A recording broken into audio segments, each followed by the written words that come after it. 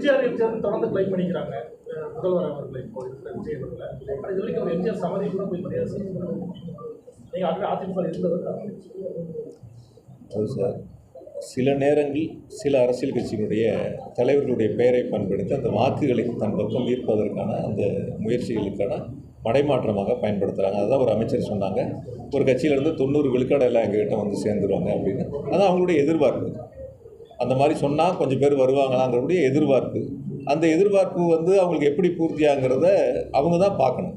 அதில் எங்கள் இயக்கத்தை பொறுத்த வரைக்கும் நம்மளுக்கு ஆரம்பத்திலேயே சொல்லலாம், நாங்கள் யார் இல்லைனாலும் பரவாயில்ல, எங்களை தாண்டி நான் 100 பேர் 1000 பேர் 1,00,000 பேர் கோடிக்கணக்கானோர் இந்த இயக்கத்தை வளர்ப்பதற்கும் இயக்கத்தில் பணியாற்றுவதற்கும் தயாராக தொண்டர்கள் இருக்கு. தனிமனித தாக்குதலில் அதிகமாக ஈடுபட மாட்டீங்க அப்படின்னு இருக்கும்போது விஜய் வந்து தன்னை எம்ஜிஆராக வந்து மக்கள் மத்தியில் பேசி கொண்டிருப்பது எதை குறிக்கிறது? மக்கள் மத்தியில் செல்வாக குறிக்கிறதா இல்லை வேறு ஏதாவது அவரை பின்தொடர்ந்து? சார், தேர்தல் களம் வரை நீங்கள் என்ன வேணாலும் பேசுங்க சார். வாக்கு சேகரிக்கிற வரைக்கும் வாக்கு சேகரிப்பு முடிஞ்சிருச்சு, வாக்கு எண்ணிக்கை முடிஞ்சிருச்சு, அரசாங்கம் பொறுப்பெடுத்து கொண்டாச்சு. அதற்கு பிறகு இப்போ நம்ம 1 மாதத்தை நெருங்க போகிறோம்.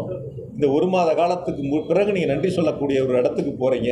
அப்போ வாக்கு சேகரிக்கின்ற பொழுது என்ன பேசுனீங்களோ அதே கருத்துக்களை தான் நன்றி அறிவிப்புலேயும் முன்வைக்கிறீங்க. இப்போ அந்த இடங்களில் என்ன சொல்லியிருக்கணும், நாங்கள் இதெல்லாம் வாக்குறுதி சொன்னோம், இதை செய்கிறோம், இதை செய்ய போகிறோம், இதெல்லாம் இந்த காலங்களில் செய்ய போகிறோம் அப்படிங்கிறதான் ஒரு அரசு பொறுப்பேற்ற அரசினுடைய கடமையாக இருக்குது. அதை விட்டுட்டு மீண்டும் வந்து எங்களுக்கும் அவங்களுக்கும் தான் போட்டி அப்படின்னு சொல்கிறதெல்லாம் வந்து இன்னும் தேர்தல் பிரச்சார பயணத்தில் போட்ட ஸ்கிரிப்ட் அப்படியே இருக்குது, ஸ்கிரிப்ட் மாற்றலன்னு தான் சொல்லணும். அதுதான் இன்றைய நிலைமையாக இருக்குது. அதனால் பொதுவாக நான் இன்றைய சூழலில் நான் கூட வெளிப்படையாக சொல்கிறேன், இன்றைய சூழலில் தமிழ்நாடு சட்டமன்றத்திற்கு பொது தேர்தல் நடந்தால் நிச்சயமாக 200 தொகுதிகளை திமுக வெற்றி பெறும். எங்களுடைய தலைவர் அவர்கள் முதலமைச்சராக பொறுப்பெடுத்துக்கோம். அந்த அளவிற்கு மக்களுடைய மனநிலை இன்னைக்கு ஒவ்வொரு மக்களும் சொல்லக்கூடிய கருத்துக்கள் அந்த அளவுக்கு கீழ்மட்ட வரைக்கும் அப்படி இருக்கு. அதனுடைய முடிவுகள் எப்படி இருக்கு? இப்போ பெருந்துறை தாராபுரம் வந்து உங்கள் கட்டுப்பாட்டுக்கு கீழே தான் வருது. அந்த தொகுதி 6 மாதத்துக்குள்ள வந்து இடைத்தேர்தல் வர இருக்குது. அதனுடைய முடிவுகள் எப்படி?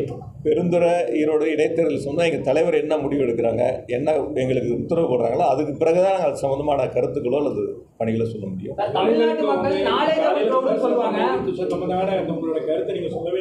என்ன விமர்சனம் பண்ணுறது? உதயசூரியன் கட்சியில் வந்து நாங்கள் துரதிருஷ்டமாக நாங்கள் இது பண்ணியிருக்கிறோம் அப்படின்னு சொன்னால் அது வந்து நான் பின்வாங்க மாட்டேன் அப்படின்னு சொல்லிட்டு நீங்கள் பேட்டி கொடுத்துருக்கேன். வேற என்ன சொன்னார்? நிறைய சொல்லியிருக்கேன். தமிழ்நாட்டில் வந்து சட்டம் நாங்கள் போட்டியிட மாட்டோம், மற்ற மாநிலங்களை கம்பேர் பண்ணுறப்ப தமிழ்நாட்டில் சட்டம் ஒழுங்கு நல்லா இருக்குன்னு பேசியிருக்காரு. அண்ணாமலைக்கு அவரோட வாழ்த்து சொல்லியிருக்காரு, நிறைய பேசியிருக்காரு. அதாவது நான் தான் ஆரம்பத்திலேயே சட்டம் ஒழுங்கு சம்மந்தமாக அவர் சொன்னது தான் நான் பதில் சொன்னேன்.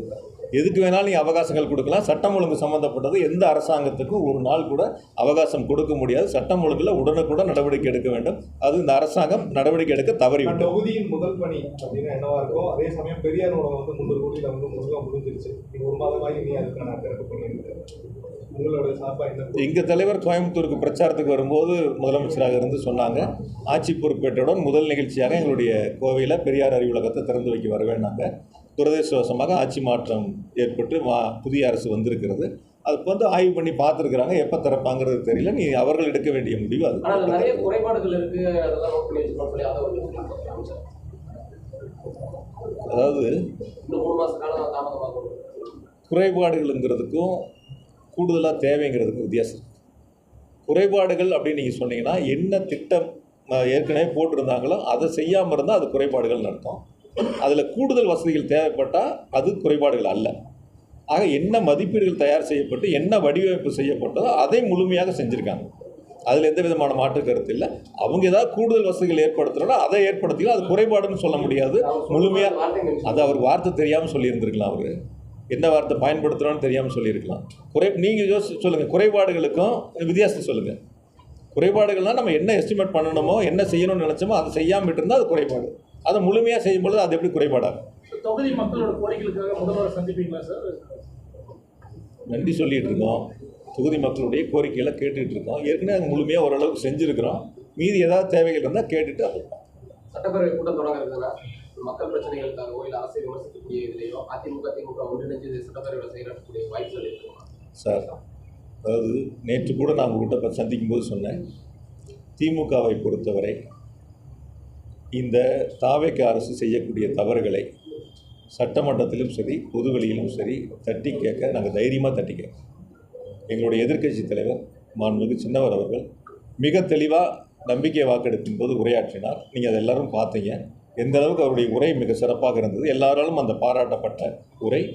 அதனுடைய தொடர்ச்சி இந்த வரக்கூடிய கூட்டத்தொடராக இருந்தாலும் சரி, அல்லது சட்டமன்றம் இல்லாத நாட்களாக இருந்தாலும் சரி, இந்த தாவேக அரசு செய்கின்ற தவறுகளை நிச்சயமாக சட்டமன்றத்திலும் பொதுவெளியில் சுட்டி காட்டுவது, இந்த தவறுகளை மக்கள் மன்றத்தில் எடுத்து சொல்வது எதிர்க்கட்சியினுடைய கடமை. நாங்கள் நிச்சயமாக சிறப்பாக அதை செய்வோம். சில விஷயங்களை வந்து அதிமுக ஒரு சில விஷயங்களை வந்து எதிர்த்து குரல் கொடுக்கலாம். அந்த நேரத்தில் அதுக்கு ஆதரவாக திமுக சார், நாங்கள் எதிர்க்கட்சி சார். திமுகவை பொறுத்தவரை திமுக தான் எதிர்க்கட்சி. திமுகவை பொறுத்தவரை தாவேக அரசு செய்கின்ற தவறுகளை நிச்சயமாக எதிர்த்து கேள்வி கேட்போம், நெஞ்சுரத்தோடு கேள்வி கேட்போம், தைரியமாக மக்கள் மன்றத்தில் எடுத்து வைப்போம். ஒரு துளி கூட பின்வாங்க மாட்டோம். நீங்கள் இன்றைக்கி மின்துறை அமைச்சர் சொன்ன மாதிரி வந்து அதை காணா இதை காணா, அந்த தவறுகள் நடந்திருக்கு, இந்த தவறு நடந்திருக்கு, இந்த மாதிரிலாம் வந்து சொல்லி பொதுவெளியில் ஒரு பதட்டத்தை உருவாக்கி அது எதையோ தேடுவதற்கான முயற்சிகள் எடுத்து இந்த மாதிரி போகிறதுல ஒரு நாளும் திமுகலாம் பயப்படாது. ஒரு நாளும் திமுக பயப்படாது. அப்படிப்பட்ட இயக்கம் அல்ல திமுக. மிஸ்ஸாவை கண்டு பயப்படாத, அஞ்சாத ஒரு இயக்கம் திமுக. திமுகவில் இருக்கிறவங்களாம் ஜெயிலை கண்டு பயந்தது கிடையாது, ஒரு நாளும் பயப்பட போகிறதும் கிடையாது. இவங்களுக்கு வேணால் பயந்துக்கிட்டு விமான நிலையத்தில் ஓடி போய் ஃப்ளைட் ஏறி பிடிச்சி ஆறுதல் சொல்லக்கூட, பாதிக்கப்பட்ட மக்களை சந்திக்கிறது கூட தைரியம் இல்லாத ஆட்கள் இன்றைக்கி இருக்கக்கூடிய அரசாங்கத்தில் இருக்கக்கூடிய அமைச்சர்கள் உட்பட முதலமைச்சர் வரை. அதனால் நீங்கள் அப்படிப்பட்டு அவங்களோட சேர்த்துலாம் பார்க்க வேண்டியதில்லை. நாங்கள் தைரியமாக இந்த அரசு செய்கின்ற தவறுகளை மக்கள் மன்றத்திலையும் சொல்லுவோம், சட்டமன்றத்திலையும் சொல்லுவோம்.